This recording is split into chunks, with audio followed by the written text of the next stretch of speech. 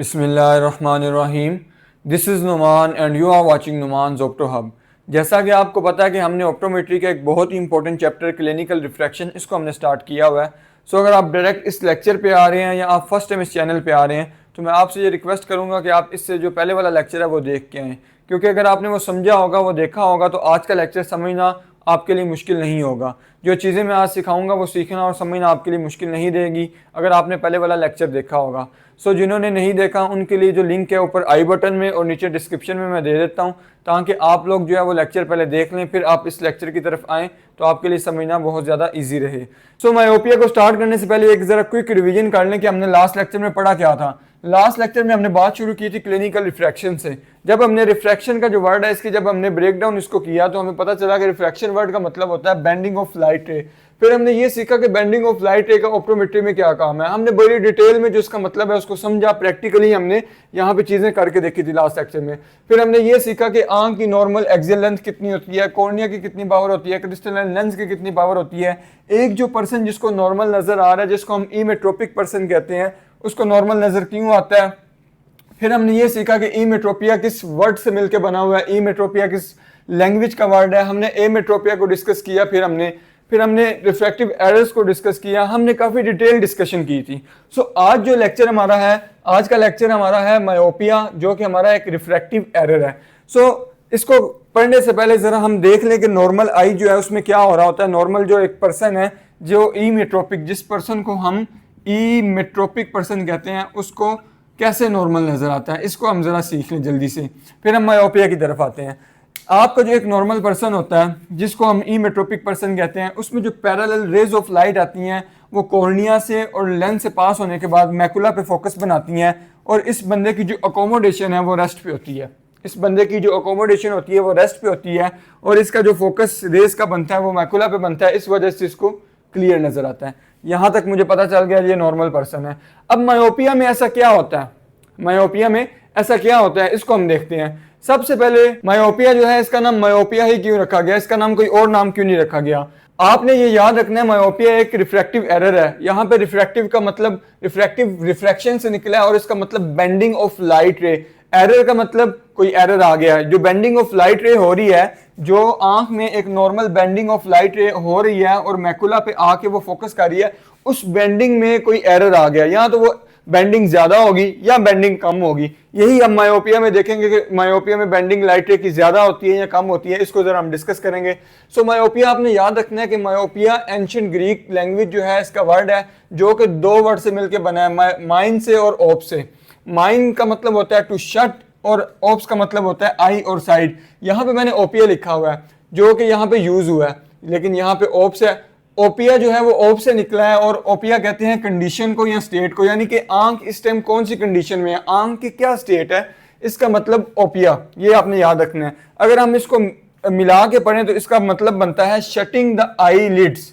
Shutting the eye lids, shutting the eye lids का क्या मतलब है, आपका जो मायोपिक पर्सन होता है उसकी दूर की नजर खराब है। मायोपिया भी हम डिस्कस करते हैं आगे कि दूर की क्यों खराब होती है। जिस बंदे को मायोपिया होता है वो अपनी इन आंखों को, आईलिड्स को क्लोज करता है और दूर वाली चीजों को क्लियर देखने की कोशिश करता है, क्योंकि उसको दूर में ब्लर नजर आ रहा होता है। तो ये जो आईलिड्स हैं इनको यहाँ पे हमने शटर माना है कि ये आईलिड्स, अपर आईलिड और लोअर आईलिड आपका एक शटर की तरह काम कर रही है, और शटर अगर क्लोज होंगे तो पेशेंट जो है उसको दूर में थोड़ी सी क्लैरिटी मिल जाएगी देखने में, क्योंकि आंखों को स्क्वीज करेगा, आंखों पे थोड़ा जोर डालेगा तो थोड़ा उसको क्लैरिटी मिल जाएगी देखने में। मायोपिक पर्सन आंखों को जो स्क्वीज करता है, जो अपनी आईलिड्स के शटर को क्लोज करता है, इस बेस पे इस पर्सन को मायोपिक, इस पर्सन का नाम जो है, इस दूर नजर खराब होने का जो नाम है, इसका नाम मायोपिया रखा गया है। आपको ये पॉइंट क्लियर होना चाहिए कि मायोपिया को मायोपिया ही क्यों कहते हैं। मायोपिया का नाम लायोपिया क्यों ना हो गया, नायोपिया क्यों ना हो गया, मायोपिया ही क्यों। मायोपिया इस वजह से क्योंकि उसको दूर में जब वो नजर नहीं आ रहा तो वो अपनी आईज को क्लोज करता है, जो शटर्स हैं इनकी जो विड्थ है इसको कम करता है। इस विड्थ के कम होने की वजह से इसी बेस पे इस रिफ्रैक्टिव एरर का नाम मायोपिया रखा गया। यहाँ पे मुझे पता चल गया कि शटिंग ऑफ आईलिड्स का मतलब क्या और मायोपिया का नाम मायोपिया क्यों रखा गया। यहाँ नीचे मैंने एक चीज लिखी है, इसको आपने बड़े गौर से आपने पढ़ना और अपनी नोटबुक में चीजें साथ साथ नोट करते जाएं। लेक्चर थोड़ा सा लेंथी हो सकता है तो परेशान नहीं होना, जो चीजें नोट करवाता जो वो नोट करें, आपके लाइफ लॉन्ग वो काम आएंगी। सो आई जो है always have power in plus, इसका क्या मतलब बना यहाँ पे, जो आपकी आंख है इसमें हमेशा प्लस पावर होती है, आंख में कभी माइनस पावर नहीं होती। आंख में प्लस पावर का मतलब क्या है? अगर ये चीज आपको समझ आ गई तो मायोपिया समझना आपके लिए बिल्कुल भी मुश्किल नहीं रहेगा। अब आंख में प्लस पावर का मतलब हम समझते हैं जी जल्दी से कि आंख में प्लस पावर का मतलब क्या है। अगर हम ये देखें कि यहाँ पे मैंने लिखा भी हुआ है कि जो आपका कॉर्निया है इसमें प्लस 43 डायोप्टर पावर होती है, आपके क्रिस्टलाइन लेंस में प्लस 17 डायोप्टर पावर होती है, और इसको अगर हम टोटल करें तो आपकी प्लस 60 डायोप्टर जो पावर है आंख की इतनी बनती है। सो मैंने यहाँ पे देखा कि मैंने जो दो वैल्यूज लिखी हैं दोनों के साथ प्लस लगाया, किसी के भी साथ माइनस नहीं लगाया, तो आंख की जो पावर है हमेशा प्लस में होती है। आप पूछेंगे जी, क्वेश्चन करेंगे जो फिर हम माइनस का नंबर क्यों लगाते हैं? हम माइनस का नंबर लगा रहे हैं लेकिन आंख में तो माइनस का नंबर नहीं है ना, आंख में प्लस का नंबर है, यानी कि इट मींस कोई प्लस का नंबर ज्यादा हो गया होगा, या जो रेज हैं वो फोकस नहीं कर रही होंगी किसी एक पॉइंट पे, इस वजह से माइनस का नंबर लगा के हम रेज को डाइवर्ज कर रहे हैं। अब यहाँ पे बहुत इंपॉर्टेंट कॉन्सेप्ट जो है लेते जाएं। बहुत सारे आपके वाइवास में ये क्वेश्चन पूछेंगे कि जी आंख में माइनस पावर होती है, बताएं कहाँ पे होती है। तो ये चीज याद रखनी है कि आपकी आंख में जो लेंस है वो कन्वेक्स लेंस है। आपकी आंख में जो क्रिस्टलाइन लेंस है ये कन्वेक्स है, और इसको आप कहते हो बाय कन्वेक्स लेंस, इसको आप कहते हो बाय कन्वेक्स लेंस। यहां तक आपने सीख लिया कि कन्वेक्स लेंस है। अब कन्वेक्स लेंस का मतलब मुझे पता है जी, कन्वेक्स किसको लेंस को कहते हो आप कन्वेक्स लेंस प्लस लेंस को कहते हो, माइनस लेंस को तो कन्वेक्स लेंस नहीं ना कहेंगे, उसको तो कनकेव कहेंगे। सो इसकी जो सरफेस है ये कन्वेक्स है, इस वजह से इसकी बाय कन्वेक्स सरफेस होने की वजह से ये प्लस है, और प्लस होने की वजह से ये लाइट रे को क्या करता है, कन्वर्ज करता है। प्लस का लेंस क्या करता है, लाइट रे को कन्वर्ज करता है। प्लस का लेंस लाइट रे को क्या करता है, कन्वर्ज करता है। बहुत इंपॉर्टेंट कॉन्सेप्ट देने जा रहा हूं, जरा फोकस अपना यहाँ पे रखना है। अगर ये चीज समझ ली तो मायोपिया आगे 1 सेकंड में आपको क्लियर हो जाएगा। सो प्लस का लेंस लाइट रे जो आ रही है इसको कन्वर्ज करता है, इतनी चीज समझ आ गई। अब बात करते हैं जी कॉर्निया। कॉर्निया की जो पावर प्लस 43 डायोप्टर है। आपके वाइवा की मैंने बात की, बहुत सारे लोग पूछते हैं, एग्जामिनर पूछते हैं जी आंख में माइनस पावर कहां पे होती है, तो आपने उनको बताना है कि जो कॉर्निया की एंटीरियर सरफेस होती है, कॉर्निया की एंटीरियर सरफेस वो कन्वेक्स होती है। कॉर्निया की एंटीरियर सरफेस कन्वेक्स होती है, लेकिन कॉर्निया की पोस्टीरियर सरफेस वो कनकेव होती है, वो कनकेव होती है। बहुत इंपॉर्टेंट कॉन्सेप्ट, अगर ध्यान नहीं है तो जल्दी से ध्यान अपना इस तरफ लेके आए लेक्चर की तरफ। कॉर्निया की दो सरफेस, एक कॉर्निया एंटीरियर सरफेस, एक कॉर्निया पोस्टीरियर सरफेस। अब कॉर्निया की जो एंटीरियर सरफेस है, ये मैंने आई से यहां से मैंने कॉर्निया उतारा, कॉर्निया उतार के आपके सामने यहां मैं दिखा रहा हूं कि कॉर्निया की जो एंटीरियर सरफेस ये कन्वेक्स है, ये कन्वेक्स है, लेकिन जो इसकी पोस्टीरियर सरफेस है ये कनकेव है। सो कॉर्निया की जो एंटीरियर सरफेस है इसका नंबर है, जो कन्वेक्स है इसका नंबर है प्लस 47 डायोप्टर। कितना है, प्लस 47 डायोप्टर।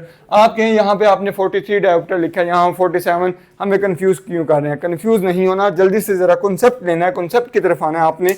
प्लस 47 डायोप्टर जो इंटीरियर सरफेस कन्वेक्स है उसकी पावर है, जो आपका बिहाइंड कनकेव बचता है इसकी पावर है -4 डायोप्टर। इतनी पावर है कनकेव सरफेस की, -4 डायोप्टर। कुछ बुक्स में -5 लिखा होगा, कुछ बुक्स में 6 लिखा होगा, कुछ बुक्स में 4, मोस्टली बुक्स में -4 डायोप्टर लिखा है। सो -4 डायोप्टर और प्लस 47 डायोप्टर, प्लस 47 डायोप्टर और -4, इसको अगर हम करें तो ये आपका आता है प्लस 43 डायोप्टर। ये चीज़ मुझे यहाँ पे क्लियर होगी कि आंख की जो टोटल पावर है वो हमेशा प्लस में होती है, आंख की पावर माइनस में नहीं होती। जब प्लस में होती है, अब मैंने यहाँ पे एक कॉन्सेप्ट क्या सीखा था कि प्लस लेंस क्या करता है लाइट रेज को, जो आपका प्लस लेंस है वो लाइट रेज को कन्वर्ज करता है। लाइट रेज की बेंडिंग होती है, लेकिन कौन सी होती है, कन्वर्जेंस वाली होती है। तो आपका जो कॉर्निया है इसकी पावर प्लस 43 डायोप्टर है, तो ये लाइट रे को कन्वर्ज करेगा। आपका लेंस जो है इसमें भी प्लस 17 डायोप्टर की पावर है, ये लाइट रे को कन्वर्ज करेगा। अब मुझे यहाँ पे कॉन्सेप्ट समझ आ गया कि आंख में माइनस की पावर नहीं होती, आंख में प्लस की पावर होती है। कितनी होती है, प्लस 60 डायोप्टर। अब जो बुक में आपकी मायोपिया की डेफिनेशन लिखी है वो क्या लिखी हुई है, वो मायोपिया की डेफिनेशन आपकी लिखी है कि जो लाइट रेज आपकी पैरेलल रेज ऑफ लाइट आ रही हैं वो आने के बाद इन फ्रंट ऑफ रेटिना फोकस बना रही हैं। इन फ्रंट ऑफ रेटिना फोकस बनाने की वजह से जो पेशेंट है उसको ब्लर नजर आ रहा है, और जब वो focus in front of retina बनाती है तो इस बंदे की जो अकोमोडेशन है वो रेस्ट पे होती है। इस बंदे की अकोमोडेशन जो है वो रेस्ट पे होती है, इस वजह से इस पेशेंट को ब्लर नजर आता है या उस पर्सन को ब्लर नजर आता है। यहाँ तक मुझे समझ आ गई कि इन फ्रंट ऑफ रेटिना जो है फोकस बनने की वजह से उस पेशेंट को दूर नज़र जो आ रहा है वो ब्लर आ रहा है और उस बंदे को हम मायोपिक पर्सन कहेंगे। यहाँ तक मुझे क्रिस्टल क्लियर हो गया। लेकिन ऐसी क्या एक खामी आई है उसकी आंख में, एक ऐसी क्या चेंजेस उसकी आंख में आ गए हैं कि जो रेटिना से पहले फोकस बन रहा है। फोकस रेटिना से पहले क्यों बन रहा है? हमने बड़े अच्छे तरीके से यहाँ पे सीखा कि जो आई की टोटल पावर है वो एक तो प्लस में है और टोटल पावर आई की अडल्ट पर्सन में +60 डायोप्टर है।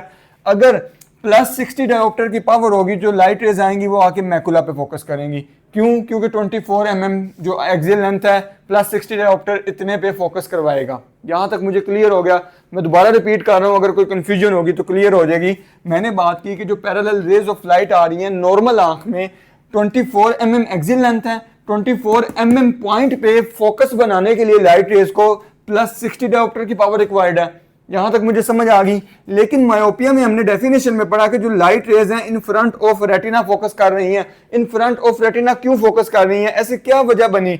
आंख में ऐसा क्या चेंज आया कि इन फ्रंट ऑफ रेटिना फोकस कर गई? इस चीज को हम समझते हैं। बड़े 2 पॉइंट्स आपको दे रहा हूं, आपके मायोपिया में इससे बाद कोई पॉइंट नहीं बचता। इस पॉइंट को नोट डाउन कर ले। क्या है पॉइंट जी? Converging power of the eye increase हो जाएगी। बहुत simple, converging power of the eye increase हो जाएगी। या तो आंख की कन्वर्जिंग पावर, या तो आंख की कन्वर्जिंग पावर का मतलब क्या है? आंख की जो पावर प्लस पावर है वो इंक्रीज हो जाएगी। फॉर एग्जांपल, अगर 24 mm पे फोकस करवाने के लिए 60 की पावर रिक्वायर्ड है और अगर आंख की पावर +63 डायोप्टर हो जाए तो क्या +63 डायोप्टर क्या पहले लाइट रेज को कन्वर्ज नहीं करा देगा? क्योंकि प्लस का मतलब है लाइट को कन्वर्ज करना। कन्वर्ज कितना करना? जितनी पावर बढ़ती जाएगी उतनी कन्वर्जेंस ज्यादा, उतनी कन्वर्जेंस ज्यादा होती जाएगी, उतनी कन्वर्जेंस ज्यादा होती जाएगी। मैं बात को दोबारा रिपीट कर रहा हूं। अगर आंख की कन्वर्जिंग पावर, अगर आंख की पावर, डायोप्टिक पावर बढ़ जाए तो क्या आप फोकस पहले बन जाएगा? बन जाएगा जी, बन जाएगा। इसको अगर हम प्रैक्टिकली यहाँ पे प्रूव करना चाहें तो मैं आपको प्रैक्टिकली यहाँ पे प्रूव करके दिखाता हूँ कि आंख की कन्वर्जिंग पावर पहले कैसे बढ़ेगी। इसको जरा हम प्रैक्टिकली प्रूव करते हैं, फिर मैं आपको दूसरा पॉइंट जो है वो समझाता हूँ। यहाँ पे मेरे पास आपने देखना है कि ये 2 लेंसेज हैं, ये 2 लेंसेज हैं। ये वाला जो लेंस है ये ज्यूम करना है आपने कि इसकी जो पावर है +60 डायोप्टर है और इसका कर्वेचर भी कम है। ये वाला जो लेंस है इसकी पावर आपने ज्यूम करनी है +64 डायोप्टर है और इसका कर्वेचर भी ज्यादा है। यहां तक हमने समझ ली। अब अगर मैं जी लाइट रेज को फोकस करवाता हूं, अगर मैं लाइट रेज को फोकस करवाता हूं, फॉर एग्जांपल मैं इस पॉइंट पे लेंस को रखता हूं। मैं पहले तो लेंस को एक मार्क कर लूं ताकि मुझे पता होगा किस पॉइंट पे मैंने लेंस रखा है। फॉर एग्जांपल जी मैंने इस पॉइंट पे लेंस रखा और यहाँ पे मैंने मार्क कर लिया ताकि दूसरा लेंस भी मैं इसी पॉइंट पे रखूं। अब मैंने यहाँ पे जो है वो मैंने रखने के बाद जब मैंने देखा ये जो फोकस बन रहा है +60 हमने अभी उठाया, हमने जो +60 उठाया इसका फोकस इस पॉइंट पे बन रहा है, इसका फोकस इस पॉइंट पे बन रहा है। इसको हम मान लेते हैं जी ये 24 mm पे बन रहा है, ये 24 मिलीमीटर पे बन रहा है। ये जो फोकस बन रहा है लाइट रेज का ये 24 मिलीमीटर पे बन रहा है। यहाँ पे मैं ये मान के चल रहा हूँ। अगर +60 से पावर ज्यादा हो जाए, कन्वर्जिंग पावर ऑफ लेंस यानी कि लेंस की पावर ज्यादा हो जाए, फॉर एग्जांपल +64 डायोप्टर का मैंने लेंस उठाया और अगर इसको मैं देखूं, अब इसका कन्वर्जिंग पॉइंट मैंने वही पोजीशन रखी है जहां पे पहले लेंस था, मैंने वहीं पे पोजीशन रखी जहां पहले लेंस था। लेकिन अब जो लाइट रे फोकस बना रही हैं वो लाइट रे पहले फोकस बना रही हैं। यहाँ पे 24 mm मैं मान के चलता हूँ, यहाँ पे मेरा रेटिना था, यहाँ पे मेरा रेटिना था। अब रेटिना तो यहाँ पे था मेरा, लेकिन अब पावर बढ़ने की वजह से जो फोकस था अब लाइट रे ने पहले बना लिया इन front of retina. In front of retina focus जब बनेगा this is called myopia, this is called myopia. In front of retina focus क्यों बनता है? इस चीज को हमने सीख लिया, इस चीज को हमने पढ़ लिया, इस चीज को हमने सीख लिया कि इन फ्रंट ऑफ रेटिना फोकस क्यों बन रहा है। अब यहाँ पे एक चीज और याद रखनी है आपने, यहाँ पे एक और बहुत इंपॉर्टेंट कॉन्सेप्ट आपको देने जा रहा हूँ। आपने एक चीज अगर नोट की है कि अगर लाइट यहाँ फोकस भी बना रही है, मैं इसको जरा क्लियर करता हूँ ताकि आपको जरा अच्छा नजर आए। ये देखिए, अगर लाइट यहाँ पे फोकस भी बना रही हैं, लेकिन फोकस बनाने के बाद वो फिर भी आगे जा रही हैं, वो फिर भी आगे जा रही हैं, वो फिर भी आगे जा रही हैं, वो रुक तो नहीं गई। जब मैं स्टूडेंट था तो मेरे जेहन में अक्सर ये क्वेश्चन आता था कि जब बुक में लिखा हुआ है कि इन फ्रंट ऑफ रेटिना फोकस बन जाता है, तो क्या लाइट रे वहाँ ख़त्म हो जाती है? लाइट तो ख़त्म नहीं ना हो सकती जब तक ऑब्जॉर्ब ना हो जाए या फिर वो रिफ्लेक्ट बैक ना हो जाए, लाइट ख़त्म तो नहीं हो सकती। सो ये जो लाइट का फोकस बनने के बाद क्या लाइट वहाँ पे ख़त्म हो जाती है? नहीं, लाइट ख़त्म नहीं होती। यहाँ एक और कॉन्सेप्ट बुक में जो आपके लिखा है, वो बुक में एक चीज़ लिखी है, वो पॉइंट मैं यहाँ पे उसका जो स्क्रीनशॉट है वो भी लगा देता हूँ ताकि आपको पता हो, पढ़ते हुए आपको मुश्किल ना हो कि ये पॉइंट क्या लिखा है। वहाँ पे पॉइंट वहाँ पे लिखा हुआ है circle of diffusion, circle of diffusion, ये एक पॉइंट लिखा हुआ है। मायोपिया जब आप पढ़ेंगे एक खुराना में तो वहां लिखा होगा सर्कल्स ऑफ डिफ्यूजन या सर्कल ऑफ डिफ्यूजन, ये पॉइंट लिखा हुआ है। अब सर्कल ऑफ डिफ्यूजन क्या होता है? सर्कल ऑफ डिफ्यूजन ये होता है जी आपका, मैंने यहाँ पे कहा जी in front of retina focus बन गई। अब in front of retina focus बनने के बाद ये जो लाइट रे यहाँ पे आके रेटिना पे जो फॉल कर रही है, जो बची हुई लाइट रे, जो अनफोकस्ड लाइट रे या जो डाइवर्जिंग लाइट रे यहाँ पे आके फोकस बना रही है और यहाँ पे आके ये जो एक सर्कल बन रहा है, इस सर्कल को कहते हैं सर्कल ऑफ डिफ्यूजन, जहाँ इसको आप डिफ्यूज सर्कल कह लें या सर्कल ऑफ डिफ्यूजन। इसी सर्कल की वजह से, इसी ब्लर सर्कल, इसको आप ब्लर सर्कल भी कहते हैं, इसी ब्लर सर्कल की वजह से जो आपका पेशेंट है उसको ब्लर नजर आ रहा होता है। अगर लाइट रे, यहाँ पे कॉमन सेंस की बात है, अगर लाइट रे ने यहाँ इन फ्रंट ऑफ रेटिना, यानी कि यहाँ पे तो विट्रस पड़ा हुआ है ना, यहाँ पे तो आंख में विट्रस पड़ा हुआ है, अगर विट्रस पे फोकस बना लिया तो नजर कैसे आ सकता है? पॉइंट तो ये है कि नजर ही कैसे आएंगी, चीजें नजर आएंगी क्यों? अगर फोकस यहां बन गया, पहले रेटिना से पहले फोकस बन गया, तो फिर उसको नजर कैसे आ रहा है? ये पॉइंट बनता है यहाँ पे। सो उसको नजर इस वजह से आ रहा होता है, जो बची लाइट रे, डाइवर्जिंग लाइट रे जो होती है, यहां तक कन्वर्ज होती है, जहां फोकस बनता है, फोकस के बाद वो एक दूसरे को क्रॉस करने के बाद वो डाइवर्ज हो जाती हैं। जब डाइवर्ज हो के वो रेटिना के साथ जाके टकराती हैं, तो ये जो एक सर्कल बनता है लाइट रेज का, इस वजह से पेशेंट को नजर आता है और ब्लर नजर आता है, क्रिस्टल क्लियर इमेज इस वजह से नहीं मिलती। बहुत इंपॉर्टेंट पॉइंट यहाँ पे मैंने आपको दे दिया, आपको पता चल गया कि मायोपिया में क्या ऐसी आंख में चेंज आता है, क्या ऐसा चेंज होता है कि आंख में जो इन फ्रंट ऑफ रेटिना फोकस हो रहा है वो क्यों हो रहा है। इस चीज को हमने सीख लिया।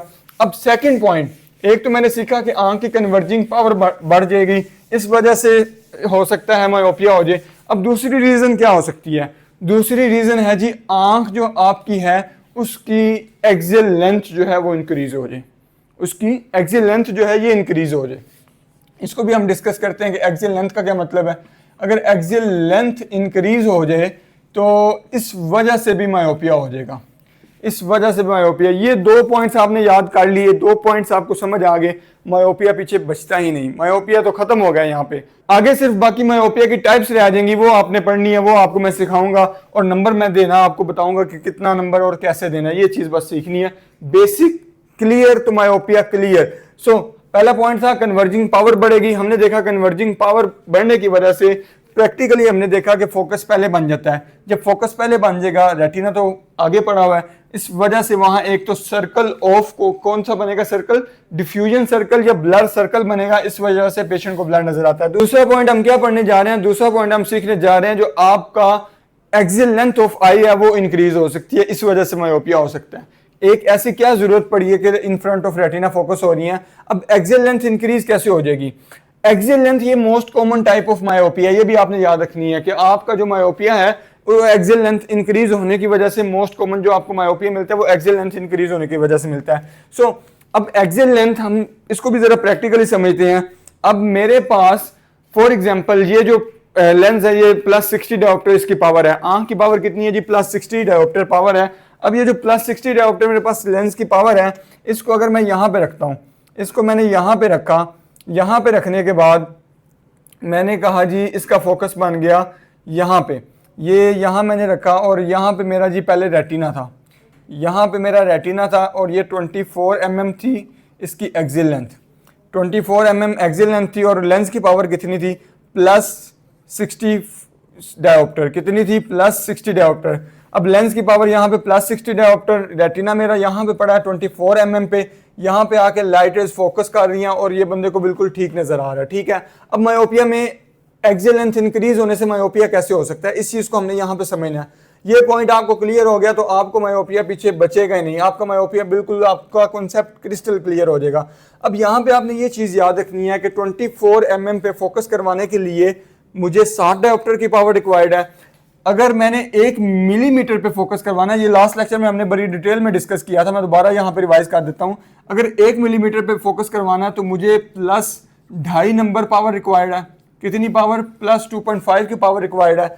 सो अगर एक्सियल लेंथ 1 मिलीमीटर बढ़ जाए, एक्सियल लेंथ अगर आपकी 24 mm से 25 mm हो जाए, 25 mm हो जाए, यानी कि अगर मैं एक्सियल लेंथ यहाँ पे थी 24 mm और यहाँ पे फॉर एग्जांपल मैं ले लेता हूँ जी 25 mm होगी एक्सियल लेंथ, आपका जो रेटिना है वो पीछे चला गया। अब अगर आप लेक्चर पे न्यू आ रहे हैं तो अब आपको एक्सियल लेंथ का नहीं पता होगा, तो मैं दोबारा एक्सियल लेंथ आपके लिए रिपीट कर दूं।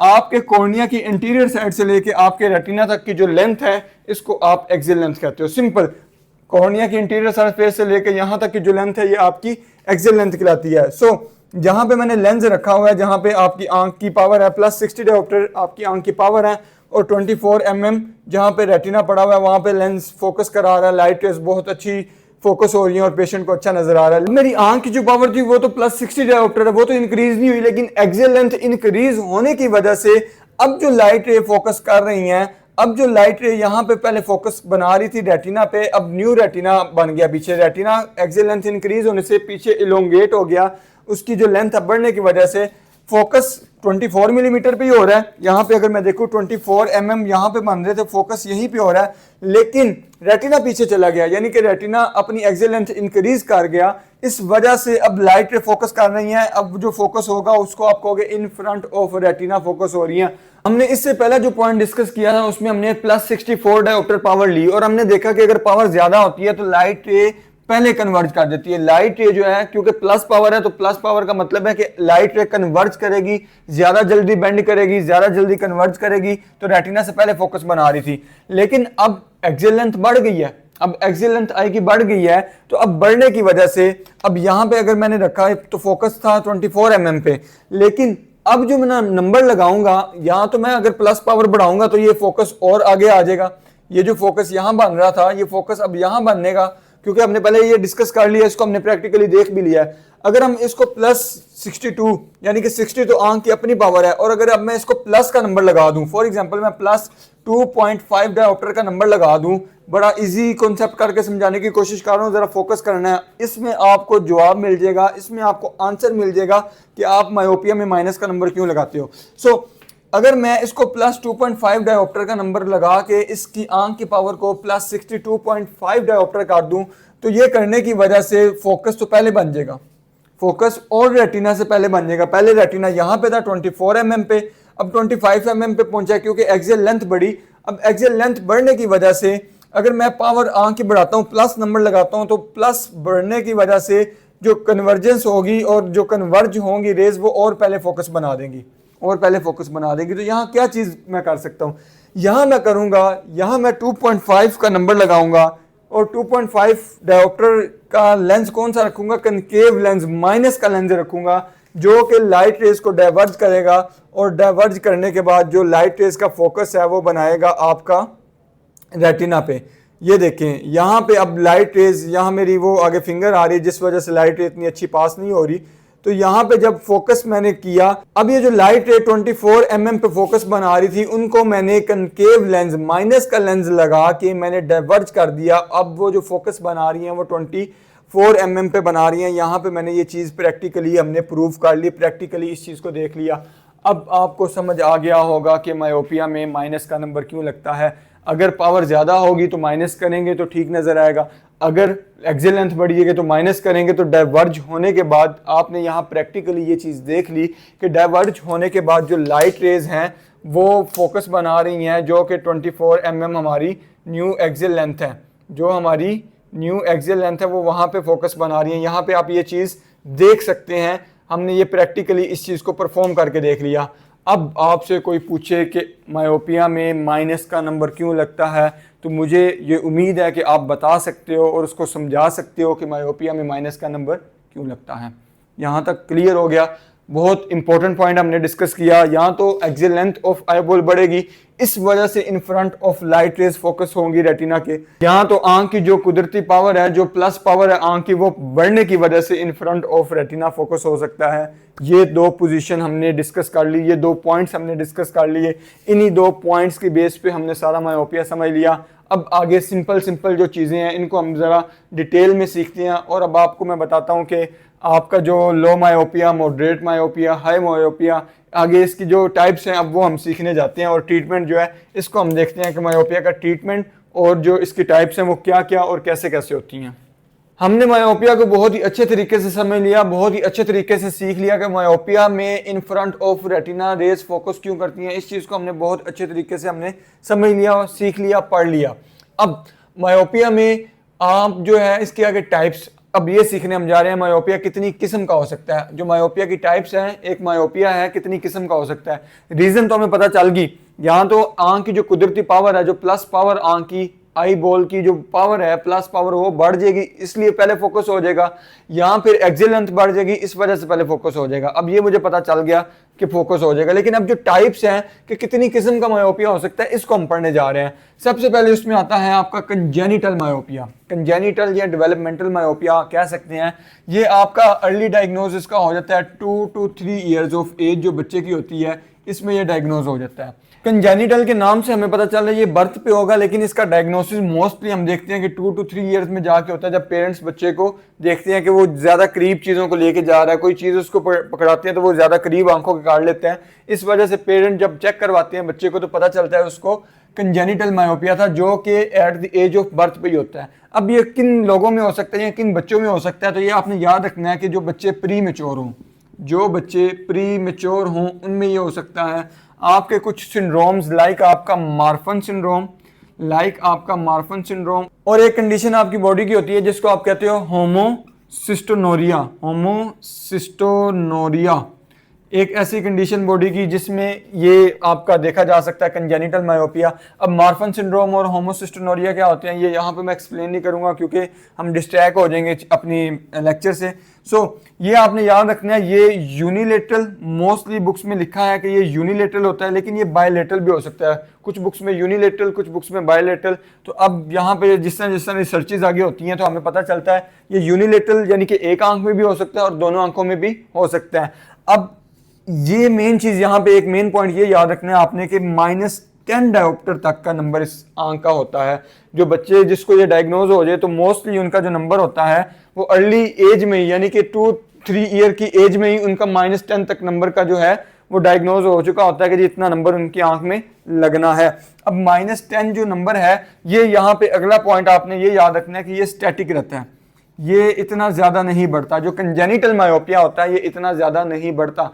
अब नेक्स्ट पॉइंट आपने याद रखना है कि अगर इस बच्चे की हम फंडोस्कोपी करें, इस बच्चे का हम अगर रेटिना देखें, फंडस देखें, तो हमें लैक ऑफ पिगमेंटेशन मिलेगी। जो हमें कोराइडल वेसल्स हैं पीछे रेटिना की, हमें वो नजर आएंगी, हमें लैक ऑफ पिगमेंटेशन मिलेगी। और मोस्टली इन बच्चों में कन्वर्जेंट स्क्विंट भी होता है, इन बच्चों में कन्वर्जेंट स्क्विंट भी होता है। अब कन्वर्जेंट स्क्विंट क्यों होता है ये चीज़ आपने याद रखनी है। इसका बड़ा इंपॉर्टेंट यहाँ पे मैं आपको एक कॉन्सेप्ट देने जा रहा हूँ, ये चीज़ याद रखिएगा। हालांकि हमने मोस्टली पढ़ते हैं कि जी जो एक्सोफोरिया या एक्सोट्रोपिया, माइनस का जो नंबर होता है जिन बच्चों को मायोपिया होता है या माइनस का नंबर जिनमें लगता है उनको एक्सोट्रोपिया होता है। ये हमने मोस्टली सीखा है, मोस्टली पढ़ा है। लेकिन यहाँ पे मैं बात कर रहा हूँ इनको मोस्टली कन्वर्जेंट स्क्विंट होता है। कन्वर्जेंट स्क्विंट क्यों होता है इसको जरा मैं आपको एक कॉन्सेप्ट देता हूँ, फिर आपको ये समझ आएगी। इन बच्चों में मोस्टली कन्वर्जेंट स्क्विंट इसलिए होता है क्योंकि इन बच्चों का जो फार पॉइंट है वो बहुत ज्यादा करीब आ जाता है। अब फार पॉइंट किस चीज को कहते हैं? फार पॉइंट, यहाँ पे मैं लिख भी देता हूँ कि फार पॉइंट। अब फार पॉइंट क्या होता है? हर पर्सन का कोई ना कोई फार पॉइंट है, यानी कि मैं देख रहा हूँ तो एक फार पॉइंट देख रहा हूँ। एक इमेट्रोपिक जो आई है उसका फार पॉइंट इन्फिनिटी है, यानी कि वो बहुत दूर तक देख सकता है। लेकिन मायोपिया में हमें पता है rays in front of retina focus करती है, तो उसका एक खास किस्म का फार पॉइंट, एक खास हद तक फार पॉइंट किसी आंख का फार पॉइंट वो होता है जहां तक वो देख सकता है।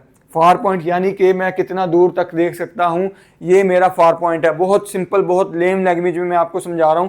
अगर मैं यहां तक देख रहा हूं तो ये मेरा फार पॉइंट है। अगर मैं इससे पीछे नहीं देख पा रहा तो वो मेरा फार पॉइंट नहीं है। जितना दूर तक मैं देख सकता हूं वो मेरा फार पॉइंट कहलाएगा। ये मुझे समझ लग गई।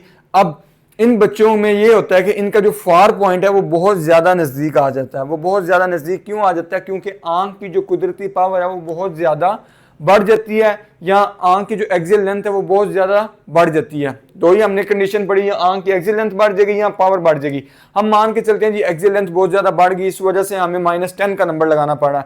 अब एक्सियल लेंथ बहुत ज़्यादा बढ़ गई, इसको तो जो बच्चा है यहाँ से आगे, इसका फार पॉइंट यहाँ पे है, इसको इससे आगे चीज़ें नज़र नहीं आ रही, तो उसमें जो भी चीज़ देखनी है वो यहाँ पे ला के देखेगा। उसके जो मसल्स होंगे वो यहाँ पे उनमें फटीग आ जाएगी, और फटीग आने की वजह से देखने वाले को ये फील होगा कि इसकी आंख में कन्वर्जेंट स्क्विंट है। यहाँ पे आपको ये पॉइंट क्लियर हो गया होगा। अभी नेक्स्ट मैं आपको एक बहुत इंपॉर्टेंट कॉन्सेप्ट इसके बारे में आगे बताता हूँ कि एक एक्सोफोरिया जो आपकी मायोपिक पेशेंट की आंख में नज़र आ रहा होता है वो क्यों नज़र आता है, इसको ज़रा हम आगे डिस्कस करते हैं।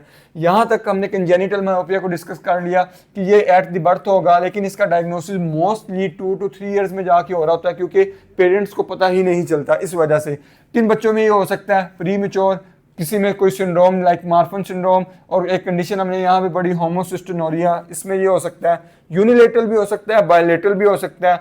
और दूसरी ये चीज़ आपने याद रखनी है कि ये -10 तक अर्ली एज में ही पहुंच जाते हैं। इनकी एक आंख या दोनों आंखें -10 तक पहुंच जाती हैं, लेकिन ये मोस्टली स्टेटिक रहता है, ये इतना चेंज नहीं होता, ये प्रोग्रेस नहीं करता।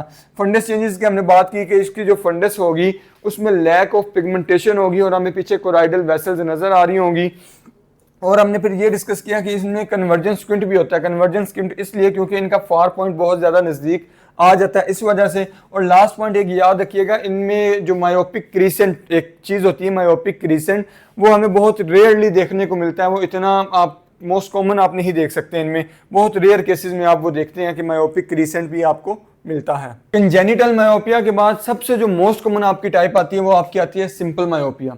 जो मोस्ट कॉमन टाइप है वो है जी सिंपल मायोपिया। अगर मैं ये कहूँ कि 95% आप अपनी ओपीडीज में, या 90% ओपीडी में जो आप अपना मायोपिया ट्रीट कर रहे होते हैं वो कौन सा है? वो सिंपल मायोपिया है। इसको आप फिजियोलॉजिकल मायोपिया भी कहते हो, और ये मोस्ट कॉमन टाइप है, और इसमें डीजनरेटिव चेंजेस नहीं होते। डीजनरेटिव चेंजेस का मतलब कि लैक ऑफ पिगमेंटेशन रेटिना की नहीं होती।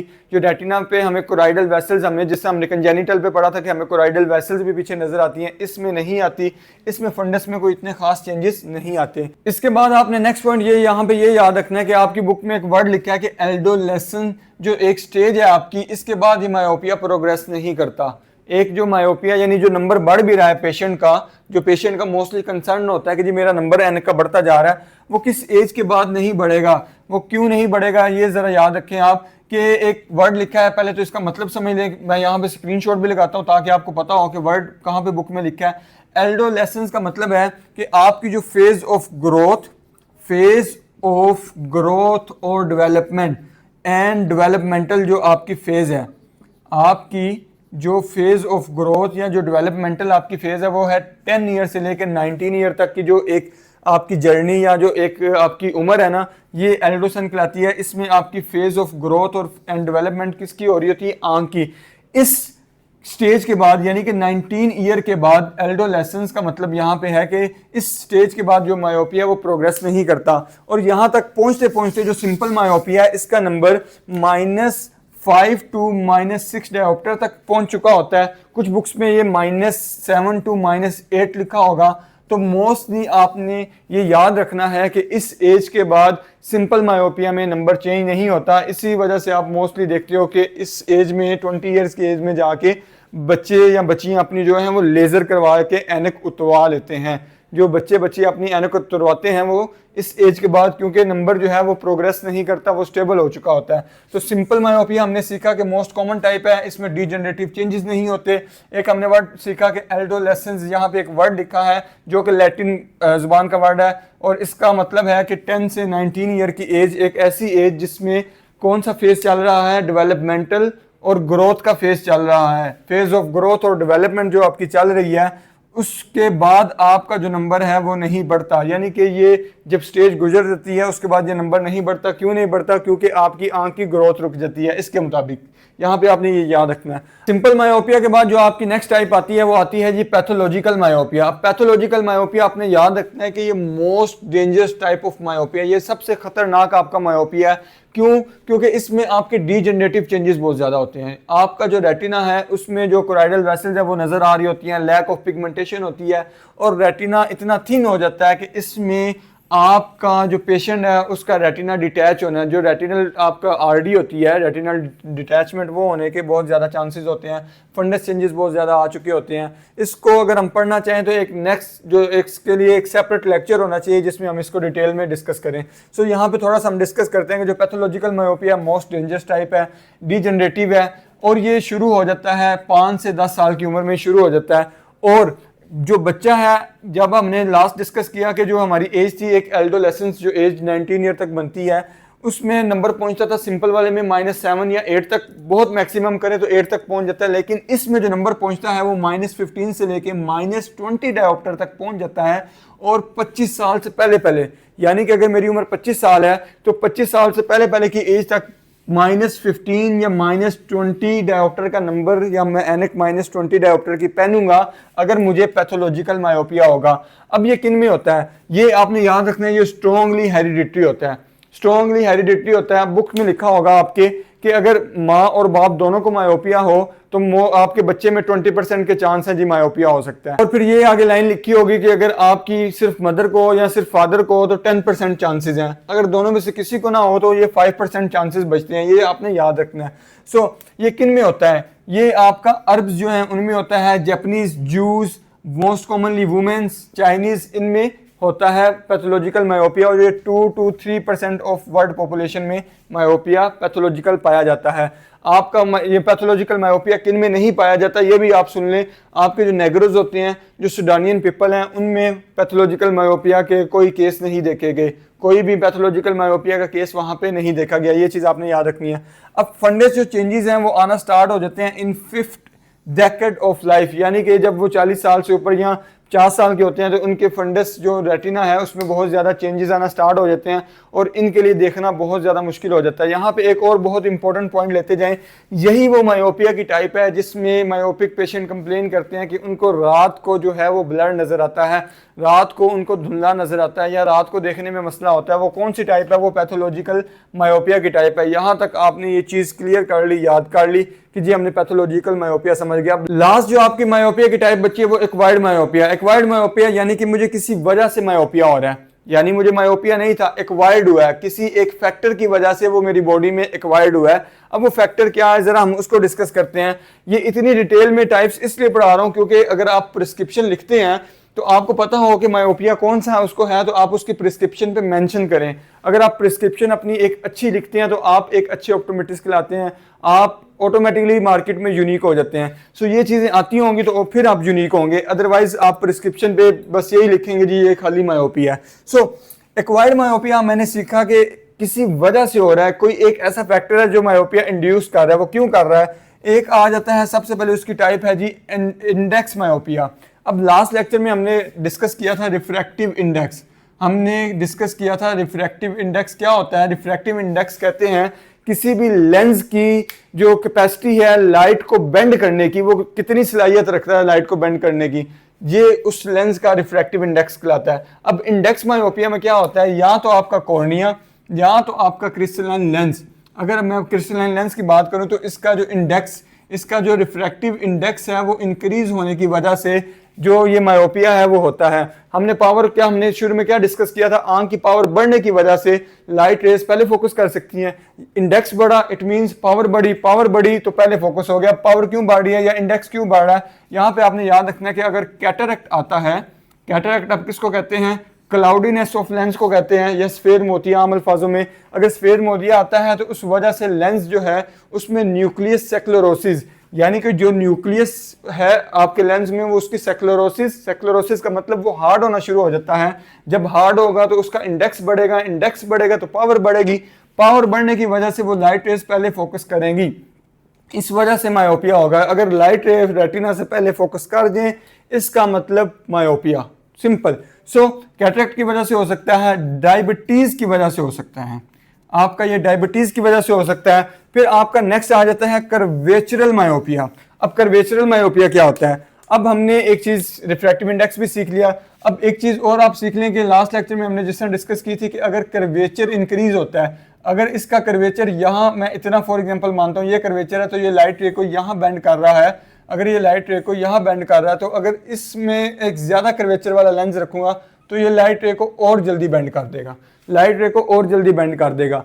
जितना कर्वेचर ज़्यादा उतना आपके लेंस की पावर ज़्यादा। ये चीज़ हमने लास्ट लेक्चर में बड़ी डिटेल में डिस्कस की थी। अगर आपके कॉर्निया का कर्वेचर बढ़ जाए या आपका जो लेंस है इसका कर्वेचर बढ़ जाए, इसका कर्वेचर बढ़ने की वजह से भी लाइट रे पहले फोकस कर जाएंगी रेटिना से और मायोपिया हो जाएगा।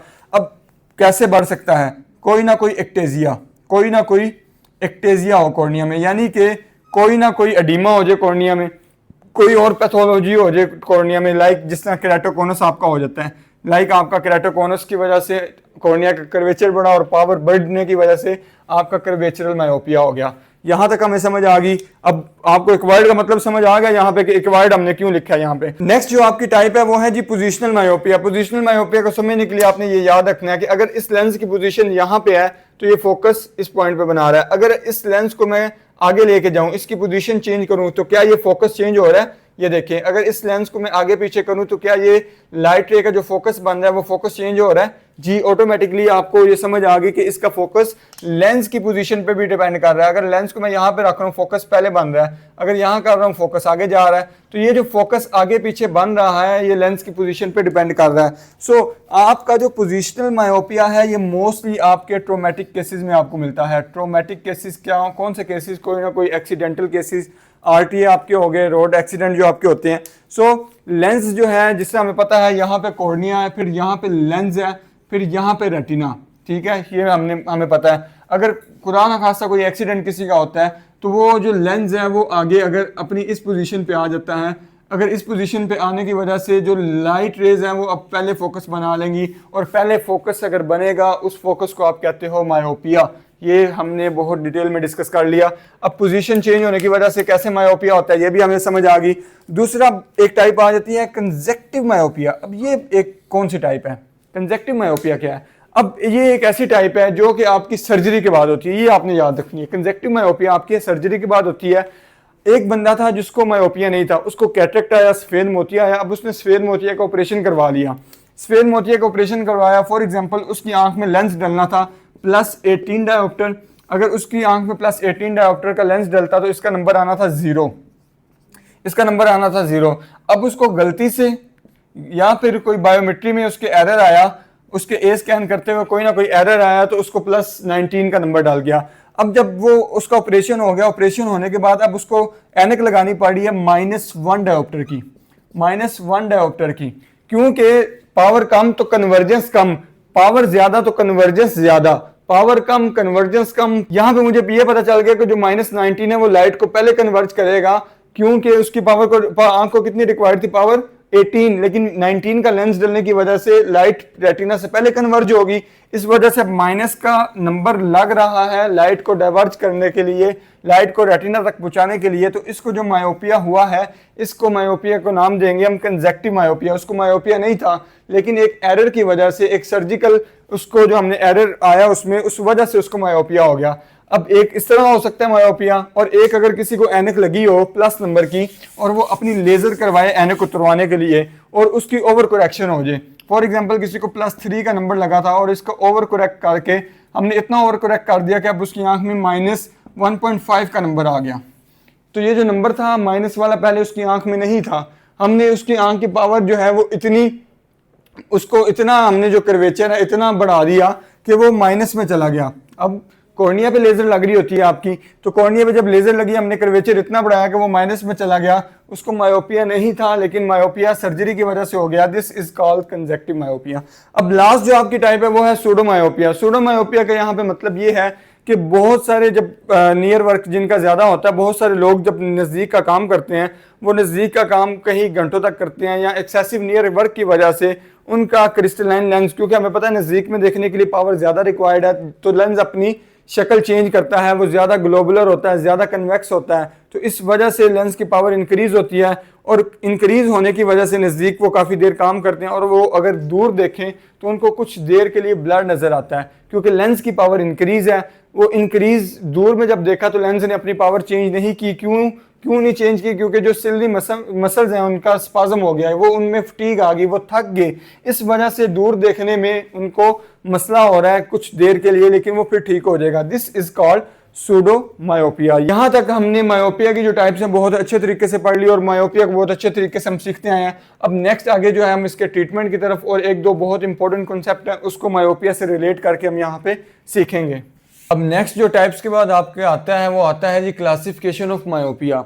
आपने ये याद रखना है कि अगर आपका मायोपिया 2 डायोप्टर या 2 डायोप्टर से कम का हो तो ये लो मायोपिया है, यानी कि आपका मायोपिया अगर 2 डायोप्टर या 2 डायोप्टर से कम हो तो इसको आप लो ग्रेड में काउंट करेंगे। अगर आपका मायोपिया -2 से लेके -6 डायोप्टर तक का हो, अगर किसी को -2 से लेके -6 तक की ऐनक लगती है तो इसको आप कह सकते हो कि इसको मॉडरेट मायोपिया है। अगर किसी को -6 या -6 डायोप्टर से ज़्यादा का चश्मा लगा हुआ है तो इसको आप कहोगे ये इसको हाई मायोपिया है। यहाँ तक क्लियर हो गया? आपने यहाँ पे ये चीज़ याद रखनी है, सिम्टम्स वो चीज़ें होती हैं जो आके पेशेंट आपको बताता है। तो पेशेंट बताएगा जी डिस्टेंस में ब्लर विजन, यानी दूर देखते हुए उसको धुंधला नजर आता है। Half shutting of eyes, patient के पेरेंट्स जो यानी कि ये मोस्टली बच्चों में ये चीज़ हो रही होती है कि बच्चों को जब चेक करवाने आते हैं पेरेंट्स तो बताते हैं ये जी आंखें या टीवी जब देखता है तो अपनी आंखों को ये क्लोज कर लेता है, स्क्वीज कर लेता है, जो आईलिड्स हैं उनको ज़रा स्क्वीज करता है। ये हमने डिटेल में डिस्कशन इसके बारे में हम कर चुके हैं। सो ये कंप्लेन होती है, ये सिम्टम बताता है पेशेंट। उसके बाद एस्थेनोपिक सिम्टम्स आपको बता सकता है पेशेंट। एस्थेनोपिक सिम्टम्स क्या होते हैं? हेडिक हो सकती है, पेन इन आई हो सकता है, फटीग, आंखें थकी महसूस कर सकती हैं, ओकेजनल डबल विजन, यानी कि वो कहेगा जी कभी कभी मुझे डबल, कभी कभी मुझे दो चीज़ें दिखाई देती हैं, कभी कभी दो चीज़ें, ये वो सिम्टम्स बता सकता है। अब एक चीज़ यहाँ पे आपने याद रखनी है, बुक्स में नहीं लिखी होती लेकिन मैंने प्रैक्टिकली ये चीज़ देखी है कि हमेशा आपका ये पेशेंट जो है ना वाटरिंग की कंप्लेन भी करता है। आपका पेशेंट कहेगा जी आंख से पानी भी आता है। अगर कोई पेशेंट आपके पास आके कंप्लेन कर रहा है जी मेरी आंखों से पानी आता है तो उसकी नज़र भी आपने लाजमी चेक करनी है। ऐसा नहीं करना जी वहाँ साइन नहीं, वहाँ सिम्टम नहीं लिखा हुआ था तो हमने नज़र नहीं चेक करनी। मोस्टली केसेस मैंने ऐसे देखे हैं कि वो इतना आंखों पे जोर डाल रहा होता है उनके, तो उनकी आंखों पे पानी भी निकलने लग जाता है। तो ये चीज़ आपने याद रखनी है। वाटरिंग आपकी जो मैंने बताई यहाँ पे अपनी एक्सपर्टीज से आपको बताया। अब एक फ्लोटर्स मैंने यहाँ पे लिखा हुआ है, मैंने क्या लिखा हुआ है यहाँ पे फ्लोटर्स। अब फ्लोटर्स आपने याद रखना है। फ्लोटर्स बेसिकली एक डीजनरेटिव आप चेंजेस कह लें या एक नॉर्मल आप चेंजेस कह लें, जो आपका विट्रस है उसकी लिक्विफिकेशन होती है, तो उस वजह से आपका पेशेंट कंप्लेन करेगा जी मुझे मक्खियाँ टाइप नज़र आती हैं, मुझे मक्खी उड़ती हुई नज़र आती है, मुझे मच्छर उड़ते हुए नज़र आते हैं, या कहेगा जी ब्लैक डॉट मुझे ऐसे नज़र आता है। और तब ज़्यादा नज़र आता है जब आसमान की तरफ देखूँ या किसी भी सफ़ेद कपड़े को देखूँ या रोशनी में देखूँ, तब मुझे ये चीज़ें ज़्यादा महसूस होती हैं। फ्लोटर्स आपको मोस्टली पेशेंट जिसका -3 डायोप्टर का नंबर होगा ना उसमें आपको मिल जाएंगे, उसमें आपको नजर आएंगे। अब यहाँ पे मैंने एक और चीज़ लिखी हुई है, उसका नाम है डाइवर्जेंट स्क्विंट, यानी कि वो पेशेंट कहेगा जी मेरी आंखों में टेढ़ापन है। डाइवर्जेंट स्क्विंट हमने कुछ देर पहले बात की थी, कन्वर्जेंट स्क्विंट वो हमने कंजेनिटल मायोपिया में बात की थी। यहाँ पे आपने डाइवर्जेंट स्क्विंट इस लफ्ज़ को भी याद रखना है। हम साइंस एक दफ़ा देख लें फिर इस लफ्ज़ को मैं डिटेल में समझाता हूँ क्योंकि इसके साथ आपका एक कॉन्सेप्ट एसोसिएट है, इसको फिर हम डिटेल में डिस्कस करते हैं। अब साइंस क्या है जो कि डॉक्टर देखता है। साइंस हमेशा हम जब जो देखेंगे हमें किस साइंस पे हमने डायग्नोसिस बनाना है, वो साइंस कौन कौन से होंगे। जो डॉक्टर देखता है वो साइंस होते हैं, जो पेशेंट बताता है वो सिम्टम्स होते हैं। ठीक है, ये चीज़ आपने याद रखनी है। हम देखेंगे जी उसकी आई बॉल जो है वो प्रोमिनेंट है। प्रोमिनेंट क्यों है, बड़ी क्यों है? क्योंकि उसकी एक्सियल लेंथ मायोपिक पेशेंट में ज़्यादा होती है, ये हमने डिस्कस कर लिया। एंटीरियर चैम्बर डीप है। एंटीरियर चैम्बर अब क्या होता है, आपका जो कॉर्निया और आइरिस तक का जो डिस्टेंस है ये आपका एंटीरियर चैम्बर कहलाता है। वो डीप होगा यानी कि उसका जो फासला है वो ज्यादा होगा। क्यों ज्यादा होगा? क्योंकि आपकी एक्सियल लेंथ आई की ज्यादा होगी। लार्ज कॉर्निया होगा। लार्ज कॉर्निया क्यों होगा? ये भी आपकी एक्सियल लेंथ पे डिपेंड करता है। एक्सियल लेंथ ज्यादा तो हर चीज, हर स्ट्रक्चर आपका स्ट्रेच होता है आंख में, ये चीज याद रखनी है। लार्ज एंड स्लगिश प्यूपिल रिस्पॉन्स होगा। लार्ज प्यूपिल होगा, वो क्यों होगा? क्योंकि मैंने जिस तरह बताया एक्सियल लेंथ बढ़ेगी तो आंख खिंच जाएगी, आंख खिंची जाएगी। जब आंख खिंची जाएगी तो आपका जो प्यूपिल है वो भी लार्ज हो जाएगा। प्यूपिल जो है वो स्लगिश क्यों होगा? क्योंकि आपके जो स्फिंक्टर प्यूपिल है या डायलेटर प्यूपिल हैं वो भी खिंचे होंगे, उनमें भी एक तनाव होगा जिस वजह से उसका रिस्पॉन्स स्लगिश होगा। ऑप्टिक डिस्क अगर हम इन पेशेंट्स की देखें जो सिंपल मायोपिया के साथ आए, उनकी ऑप्टिक डिस्क लार्ज होगी और थोड़ी सी पेल कलर हमें उसका देखने को मिल सकता है। और डीजेनरेटिव चेंजेस हमें सिर्फ पैथोलॉजिकल मायोपिया उसमें देखने को मिलेंगे। अब हमने बात करनी है डाइवर्जेंट स्क्विंट की, फिर हम जरा ट्रीटमेंट की तरफ जाते हैं। अब डाइवर्जेंट स्क्विंट आपने एक, यहाँ पे मैं आपको समझाने जा रहा हूँ बहुत इंपॉर्टेंट कॉन्सेप्ट, वो आपने याद रखना है कि आपकी आई में एक चीज हो रही होती है जिसको आप कहते हो सिनकाइनेटिक रिफ्लेक्स। सिनकाइनेटिक रिफ्लेक्स, मुझे पता है लेक्चर थोड़ा सा लेंथी हो गया, लेकिन ये बहुत चीजें जरूरी हैं आपके लिए। एक गो में आप सारा लेक्चर एक दफा बैठ के तसल्ली से देख लें ताकि आपको सारी जो चीजें हैं ना वो इजीली समझ आ जाए। आपको फिर मायोपिया में, मुझे उम्मीद है कि एक दफा आपने लेक्चर अच्छे तरीके से ये पढ़ लिया ना, आपको फिर मायोपिया पूरी जिंदगी पढ़ने की जरूरत नहीं पड़ेगी। ये जो चीजें नोट करा ली, ये नोट कर ली, आपको मायोपिया पढ़ने की जरूरत नहीं पड़ेगी। सिनकाइनेटिक रिफ्लेक्स, ये आपके ब्रेन का एक रिफ्लेक्स है। ये आपके ब्रेन का एक रिफ्लेक्स है। इसमें बेसिकली क्या हो रहा होता है, इसमें आपके 3 काम एट अ टाइम हो रहे होते हैं। ये ब्रेन का या न्यूरोलॉजिकल एक रिफ्लेक्स है जिसमें आपके 3 काम हो रहे होते हैं। वो 3 काम कौन कौन से हैं? वो 3 काम है जी आपके, सबसे पहले आपकी अकोमोडेशन आपकी परफॉर्म हो रही होती है। अकोमोडेशन परफॉर्म होने के बाद फिर आपकी होती है आंख की कन्वर्जेंस, आंख में कन्वर्जेंस हो रही होती है।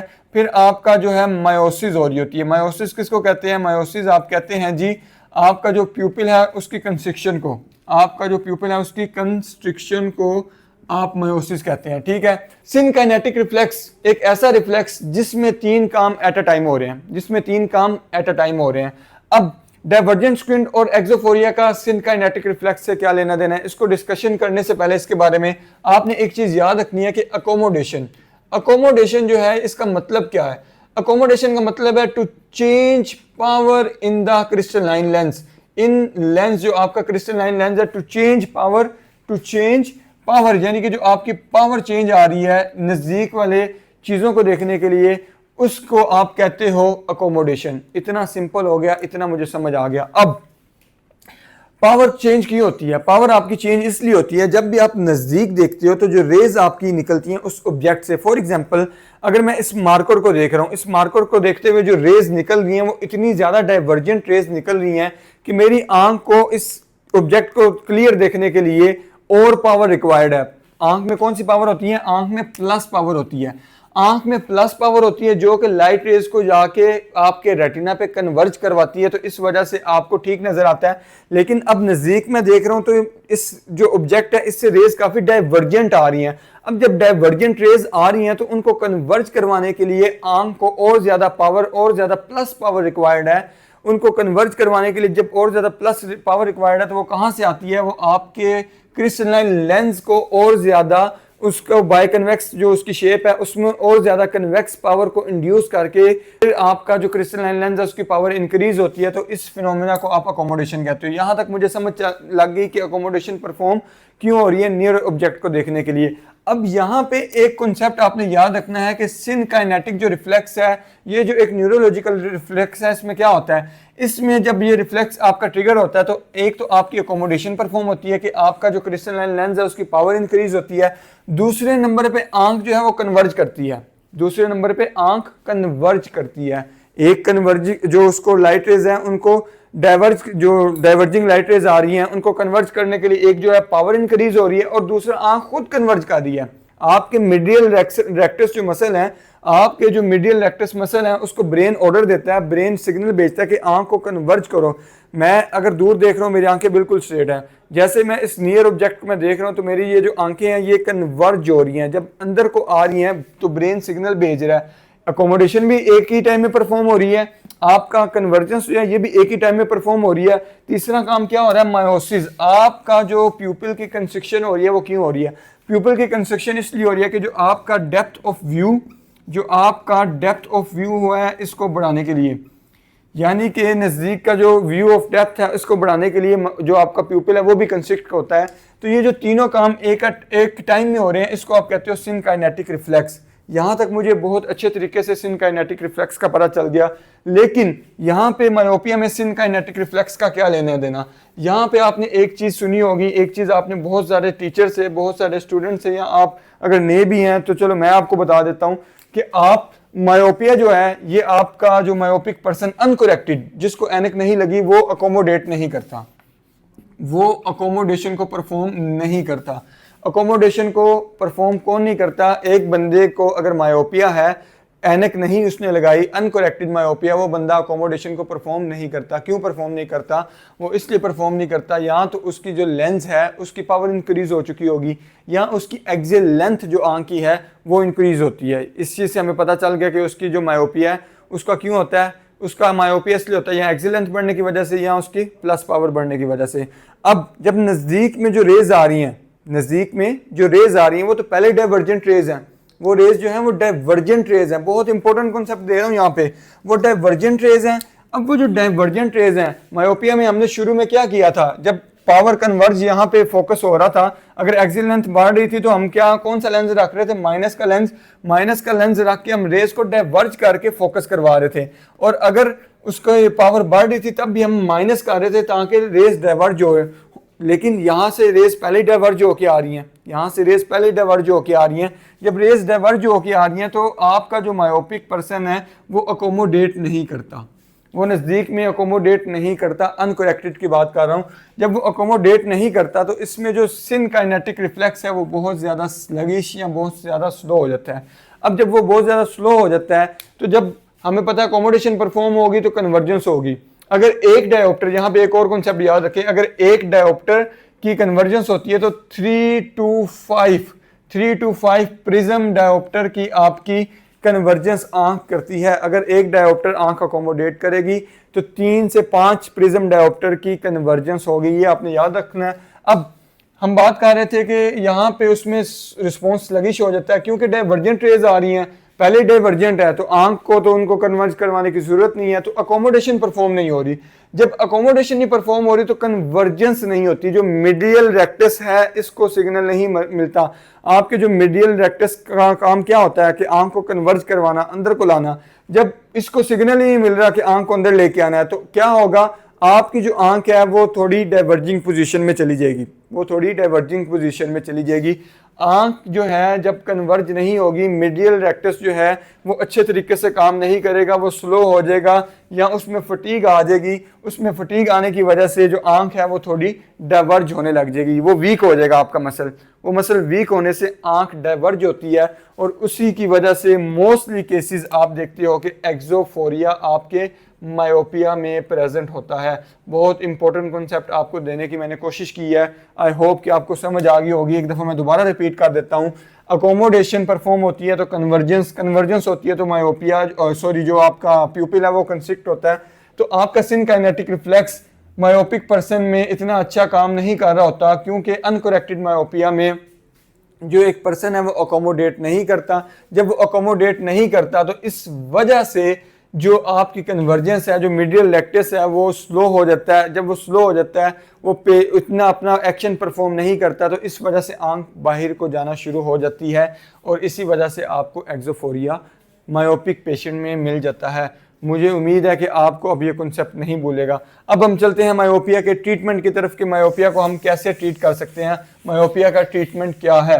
अब मायोपिया का ट्रीटमेंट क्या है जी। मायोपिया का ट्रीटमेंट हम शुरू से डिस्कस करते आ रहे हैं कि हमें एक कनकेव लेंस की ज़रूरत है। हमें एक कनकेव लेंस चाहिए, हमें कनकेव लेंस चाहिए ताकि हम जो आंख है उसकी जो rays in front of retina focus कर रही है उसको डाइवर्ज करा के हम रेटिना पे फोकस करवाएं। कनकेव लेंस कौन सा होता है? माइनस का लेंस। आपका जो माइनस का लेंस है वो कनकेव लेंस है। हम जो पेशेंट के स्पेक्टिकल्स होंगे उनमें माइनस का नंबर उसको देंगे ताकि उसको क्लियर नजर आए। अब स्पेक्टिकल यानी कि एनक लगा के मायोपिया को करेक्ट किया जा सकता है। कॉन्टैक्ट लेंसेज में माइनस का नंबर देके करेक्ट किया जा सकता है। IOL इम्प्लांट यानी कि उसका जो कुदरती लेंस है, उसका जो क्रिस्टलाइन लेंस है उसको निकाल के उसकी जगह और IOL जो आपका जो IOL होता है, जो इंट्रा ओकुलर लेंस जिसको आप कहते हो, जिस तरह आपके कैटरेक्ट के ऑपरेशन, जिनका सफेद मोतियों का ऑपरेशन होता है उनका कैटरेक्ट निकाल दिया जाता है, यानी कि उनका क्रिस्टलाइन जो लेंस है निकाल के आर्टिफिशियल जो लेंस IOL जिसको आप कहते हो वो डालते हैं। तो इसी तरह आपके मायोपिक पेशेंट जो है उनका लेंस क्रिस्टलाइन लेंस निकाल के IOL डाल दिया जाए तो इस तरह से भी मायोपिया को आप करेक्ट कर सकते हो। फिर आपके जो कुछ प्रोसीजर आ जाते हैं। अच्छा, ये याद रखें, ये दो प्रोसीजर हैं या आपके ऑप्टिकल प्रोसीजर हैं जो कि आप एनक के थ्रू आप इनको ठीक कर रहे हो, और ये बाकी जो है ये सर्जिकल प्रोसीजर है। आपका जो सर्जिकल प्रोसीजर आईओएल इम्प्लांटेशन हमने पढ़ ली। दूसरी आ जाती है रेडियल केराटेक्टमी। ये बहुत पुराना प्रोसीजर और पहले होता है, बहुत पहले होता था कि कॉर्निया पे कट लगा के 8 जो कट होते थे ना, 8 कट कॉर्निया की जो पेरिफेरी है इस पे कट लगाते थे और डीप स्टोमा में कट लगाते थे ताकि इसका कर्वेचर कम किया जाए। जब कर्वेचर कम होगा तो ऑटोमेटिकली आपकी जो रेज हैं वो फोकस जो है पीछे बनाएंगी। जो फोकस पहले इन फ्रंट ऑफ रेटिना बना था वो फिर रेटिना पे बनेगा। ये बहुत पुराना मेथड है रेडियल केराटेक्टमी। रेडियल केराटेक्टमी के बाद फिर आपका पीआर क्या आया, जिसको आप कहते हो फोटो रिफ्रैक्टिव केराटेक्टमी। फिर आपका लेसिक आया, फिर फेम्टोलेसिक आया। इनको हम किसी और लेक्चर में डिटेल में डिस्कस करेंगे। फिर एक अभी एडवांस और टेक्निक आई है जिसका नाम आईसीएल इंट्राकोलुमिनल लेंस जो है, इसकी इम्प्लांटेशन होती है कि आपका जो लेंस है उसको निकाला नहीं जाता, उसी के ऊपर एक लेंस रख दिया जाता है। क्योंकि जो आपकी फेम्टोलेसिक या लेसिक आपकी होती है वो -12 नंबर तक, वो बहुत रेयर केस में -12 नंबर तक उसको हम ट्रीट कर सकते हैं, लेकिन आईसीएल जो है ये -35 नंबर जो हो उसको भी ट्रीट कर सकते हैं हम इससे। तो आईसीएल एक ऐसी ऑप्शन है कि हम लेंस के ऊपर ही एक लेंस डाल देते हैं, एक आईओएल आप कह लें कि आसान अल्फाज में हम आईओएल जो है इम्प्लांट कर देते हैं बगैर क्रिस्टलाइन लेंस को निकाले। ये चीज़ ट्रीटमेंट हमें पता चल गया कि ये मायोपिया का ट्रीटमेंट यहाँ तक हमें समझ आ गई। अब लेक्चर के लास्ट में मैं आपको बहुत कुछ इंपॉर्टेंट जो पॉइंट है वो बताने जा रहा हूँ। आप कह लें कि आज के लेक्चर का मैं आपको बोनस देने जा रहा हूँ। अभी तक जो लेक्चर देख रहे हैं उनके लिए ये बोनस है क्योंकि लेक्चर थोड़ा लेंथी हो गया। सो ये जो टिप्स और ट्रिक्स बता रहा हूँ आपको कि एक पेशेंट जो आपके पास आ रहा है उसको आप कितना नंबर दे सकते हैं, कितना नंबर रिड्यूस कर सकते हैं। अगर एक बच्चा है उसमें कितना नंबर दें तो तब भी ठीक है, ना दें तब भी ठीक है। वो कौन से ऐसे पॉइंट्स हैं वो आपको बताने जा रहा हूँ। पूरा जो लेक्चर आपने पढ़ा वो एक तरफ और ये जो अभी कुछ पॉइंट्स आपको बताने लगा हूँ ये एक तरफ। अगर इन्फेंट की बात करें, अगर एक इन्फेंट की बात करें जिसकी उम्र 0 से लेके 1 साल, अगर 1 साल तक का बच्चा है, अगर उसको आइसोमेट्रोपिक मायोपिया है, उसको आइसोमेट्रोपिक मायोपिया का क्या मतलब कि अगर उसकी एक आंख में नंबर -2 है तो दूसरी आंख में भी सेम नंबर हो, अगर इसमें -3 है तो इसमें भी -3 हो, इसको आइसोमेट्रोपिक यानी कि सेम कहेंगे आप। आइसो का मतलब होता है सेम, मेट्रोपिया हमें पता है कि नंबर। अब अगर सेम नंबर हो और लेस देन 5 डायोप्टर हो, लेस देन 5 डायोप्टर हो तो उस बच्चे को आपने एनक नहीं देनी, उस बच्चे को आपने एनक प्रिस्क्रिप्शन नहीं देनी। प्रिस्क्रिप्शन क्यों नहीं देनी?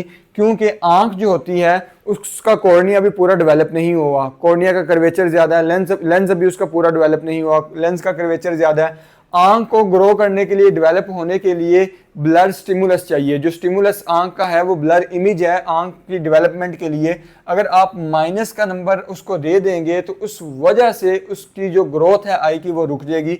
जो ईमेट्रोपाइजेशन का प्रोसेस है, एक आंख की जो ग्रोथ का प्रोसेस है, नज़र के मुकम्मल होने का प्रोसेस जिसको ईमेट्रोपाइजेशन कहते हैं, वो रुक जाता है। इस वजह से अगर एक बच्चा जिसको आइसोमेट्रोपिक यानी कि दोनों आंखों में सेम नंबर हो लेकिन 5 डायोप्टर से कम हो तो उसको एनक देने की ज़रूरत नहीं है, उसको एनक नहीं प्रिस्क्राइब करनी है आपने। फिर एक पेशेंट हो जो कि 1 साल, अभी हम 1 साल के बच्चे की बात कर रहे हैं, अगर उसको आइसोमेट्रोपिक मायोपिया यानी कि दोनों आंखों में नंबर सेम है लेकिन वो 5 डायोप्टर या 5 डायोप्टर से ज़्यादा का हो, वो 5 डायोप्टर तो 5 डायोप्टर से ज़्यादा का हो तो फिर आपने उसको एनक प्रोवाइड करनी है और अकॉर्डिंग टू अपना केस देख के आप 1 से 2 डायोप्टर को रिड्यूस कर सकते हैं। यानी कि उसको अगर 5 डायोप्टर की एनक लग रही है तो आप रेटिनोस्कोपी आपने की, अगर 5 डायोप्टर लगती है तो आप उसको 3.5 डायोप्टर दे दें या आप उसको 3 डायोप्टर दे दें, क्योंकि हमने इमेज ब्लर रखनी है। इमेज ब्लर रखेंगे तो इमेज ब्लर आपका स्टिमुलस किस चीज़ का है? इमेज ब्लर स्टिमुलस है आपकी आई की डेवलपमेंट के लिए। यहां तक मुझे ये चीज समझ आ गई। नेक्स्ट पॉइंट बहुत इंपॉर्टेंट है। नेक्स्ट पॉइंट आपका है give glasses if anisometropic myopia. Anisometropic का मतलब क्या है? अगर दोनों आंखों में 3 नंबर का डिफरेंस, फॉर एग्जांपल अगर इस आंख में 1 नंबर है, इस आंख में -1 है राइट आई में और दूसरी आंख में मेरे पास -4 है, दोनों आंखों में कितना डिफरेंस बन रहा है? 3 नंबर का डिफरेंस। यानी कि दोनों आंखों में अगर 3 नंबर का डिफरेंस हो तो इसको आप कहते हो, इस कंडीशन को एन आइसोमेट्रोपिया। अगर एक बच्चा जिसमें एन आइसोमेट्रोपिक मायोपिया यानी कि दोनों आंखों में 3 नंबर का डिफरेंस आ रहा है और वो कितना है 3 नंबर का डिफरेंस, उसमें आप एन कब दोगे? अगर anisometropic myopia is greater than और इक्वल टू 2.5 डायोप्टर। अगर एक बच्चा जिसका नंबर 2.5 डायोप्टर या इससे ज्यादा का हो उसको साथ क्या कंडीशन है जी हमारी? एन आइसोमेट्रोपिक मायोपिया हो, यानी कि दोनों आंखों में कम से कम 3 नंबर का डिफरेंस हो। फॉर एग्जांपल यहाँ पे 2.5 है और यहाँ पे मैं ले लेता हूँ, फॉर एग्जांपल मैं ले लेता हूँ जी 6.5। अब 6.5 और 2.5 यानी दोनों में अच्छा खासा फर्क है, तो इस बच्चे में मैं एनक दूंगा। क्यों? अगर मैं इसमें एनक नहीं दूंगा तो इस बच्चे को एम्बलायोपिया हो जाएगा, इस बच्चे की जो आंख है वो लेजी हो जाएगी। सो मुझे उम्मीद है कि आपको ये पॉइंट्स जरा क्लियर हो गए होंगे कि एन आइसोमेट्रोपिक मायोपिया हो तो आपने नंबर देना है, कब देना है? अगर 2.5 डायोप्टर तक हो या इससे ज्यादा का मायोपिया हो तो आपने नंबर दे देना है, लेकिन शर्त यहाँ पे एन आइसोमेट्रोपिया है। अब नेक्स्ट आपकी सिचुएशन है कि अगर आपके पास कोई बच्चा आता है और उसकी उम्र 1 से 3 साल है, 1 से 3 साल के बच्चे को आप टोडलर कहते हैं, और इसमें अगर आपका आइसोमेट्रोपिक मायोपिया लेस देन -4 डायोप्टर हो तो आपने उस बच्चे को एनक नहीं देनी। आपको जो पॉइंट्स बता रहा हूं, हमने रीजन पहले सीख ली कि उसको क्यों नहीं देनी और क्यों देनी है। अब मैं सिर्फ आपको पॉइंट्स बताता जा रहा हूं। आपके पास अगर 1 से 3 साल का बच्चा आ रहा है, आपने रेटिनोस्कोपी उसकी परफॉर्म की और उसको मायोपिया कौन सा है? आइसोमेट्रोपिक, यानी कि एक आंख में अगर 3 नंबर है तो दूसरी आंख में भी 3 नंबर होगा। अगर एक आंख में 3 नंबर है तो दूसरी आंख में भी 3 नंबर होना चाहिए, इसको आप आइसोमेट्रोपिक मायोपिया कहोगे। सो अगर उसका आइसोमेट्रोपिक मायोपिया लेस देन -4 डायोप्टर होगा, अगर लेस देन -4 डायोप्टर होगा तो आपने उसको एनक का नंबर नहीं देना। आप उसके माँ बाप को कहोगे कि इसके एनक की जरूरत नहीं है। दूसरी कंडीशन क्या है? दूसरी कंडीशन है कि आइसोमेट्रोपिक मायोपिया है, यानी कि दोनों आंखों में एनक का नंबर सेम है, लेकिन वो -4 है, -4 है या -4 से ज्यादा है, तो फिर आपने एनक का नंबर देना है। और कितना देना है? 1 से 2 डायोप्टर ऑन द सिचुएशन, जो भी आपका बच्चा हो उस पे आपने देख के उसको रिड्यूस कर लेना है, 1 या 2 डायोप्टर। फॉर एग्जांपल अगर उसको -4 का नंबर लग रहा है तो मेरी प्रैक्टिस कहती है मैं उसको जी -3 देना चाहता हूँ, मैं उसको -3 देना चाहता हूँ। आपकी प्रैक्टिस हो जी आप 2.5 दे दें उसको। तो आपने अपनी सिचुएशन के अकॉर्डिंग भी नंबर रिड्यूस करना है। आपको बहुत गोल्डन पॉइंट्स मैं बता रहा हूँ, ये आप नोट डाउन कर लें, लिख लें आप अपनी नोटबुक में, आपको ये बहुत काम आएंगे, ये किसी बुक में आपको नहीं लिखे मिलेंगे। सो इफ आइसोमेट्रोपिक मायोपिया इक्वल और ग्रेटर देन -4, अगर -4 हो या -4 से ज्यादा हो तो आप एनक देंगे, लेकिन नंबर 1 से 2 डायोप्टर उसका रिड्यूस करेंगे। अब लास्ट पॉइंट वही सेम कि अगर एन आइसोमेट्रोपिक मायोपिया यानी कि दोनों आंखों में कम से कम 3 नंबर का डिफरेंस हो तो इसको एन आइसोमेट्रोपिया कहते हो, और मायोपिया हो उसका हो इक्वल टू और greater than 2.5 number, greater than 2.5 number हो या इसके इक्वल हो तो आप उसको एनक का नंबर दोगे। अगर नहीं दोगे तो उसको एम्बलायोपिया हो जाएगा, जिसको आप लेजी आई आसान अल्फाज में कहते हो। अब उसके बाद जो नेक्स्ट आपके पास एज आती है वो है 3 to 6 ईयर्स, जो कि आपके प्री स्कूलर्स आप बच्चे कहते हो, वो 3 to 6 ईयर्स में आते हैं। अब अगर आपके पास इस तरह का कोई बच्चा आता है जो कि पेरेंट चेक करवाने आते हैं, तो अगर आप उसको चेक करते हो और उसकी एनक का नंबर -3 डायोप्टर तक आता है, आपने रेटिनोस्कोपी उस बच्चे की परफॉर्म की और उसमें जो आइसोमेट्रोपिक मायोपिया यानी कि दोनों आंखों का जो नंबर सेम होता है इसको आइसोमेट्रोपिया कहते हैं, और इसमें जो नंबर आ रहा है वो -3 डायोप्टर तक आ रहा है, तो इस बच्चे को भी आप एनक नहीं दोगे, इस बच्चे को भी आप एनक नहीं दोगे। और नेक्स्ट पॉइंट क्या है? नेक्स्ट पॉइंट है जी, अगर आपका 3 नंबर तक, अगर आपका मायोपिया 3 नंबर तक या 3 नंबर से ज्यादा है, यानी कि 3 डायोप्टर या 3 डायोप्टर से ज्यादा है, तो फिर आप इस बच्चे को एनक दोगे और उसी तरह 1 या 2 नंबर आप रिड्यूस करोगे अपनी प्रैक्टिस के अकॉर्डिंग, अपनी सिचुएशन के अकॉर्डिंग, ये आपने करना है। अब एन आइसोमेट्रोपिक इस बच्चे में क्या होगा? अब इस बच्चे में अगर एन आइसोमेट्रोपिक मायोपिया प्रेजेंट है, अगर वो इक्वल है 2 डायोप्टर के, हम लास्ट पढ़ रहे थे 2.5 डायोप्टर, लेकिन इसमें हम पढ़ रहे हैं कि अगर 2 डायोप्टर के इक्वल हो या 2 से ग्रेटर का हो तो फिर हम नंबर दे देंगे। यानी कि फॉर एग्जांपल अगर एक आंख में नंबर -2 है और एक आंख में नंबर -5 है, एक आंख में -2 डायोप्टर है और एक आंख में -5 डायोप्टर है, तो अगर -2 नंबर होगा और उम्र कितनी होगी?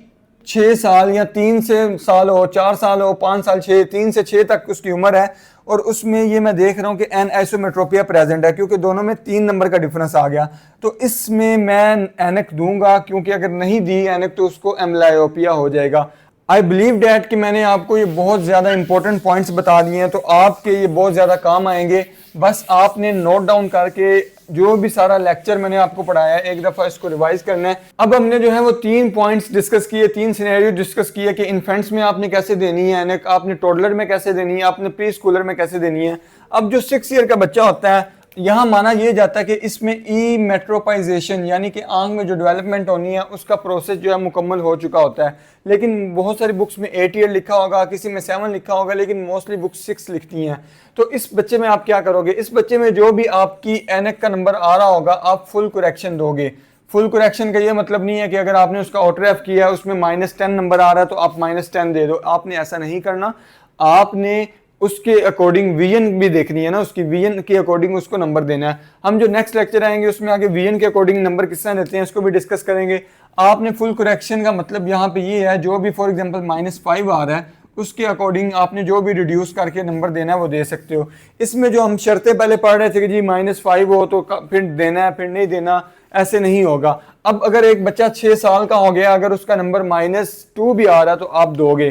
पहले हमने देखा -5 नंबर भी नहीं दिया, फिर -4 नहीं दिया, फिर -3 नहीं दिया, लेकिन इसमें अगर -2 नंबर आ रहा है तो वो आप दोगे। और इस बच्चे को मायोपिया है, इट मीन्स उसको मायोपिक आपने करेक्शन देनी है। अगर नहीं दोगे तो वो ज़्यादा मसला होगा। फिर आपने इतना ओवर करेक्ट नहीं करना कि वो माइनस का जो लेंस है वो अकोमोडेशन को परफॉर्म करे। जो माइनस का लेंस है आपने इतना नहीं उसको दे देना कि वो अकोमोडेशन को परफॉर्म करने लग जाए।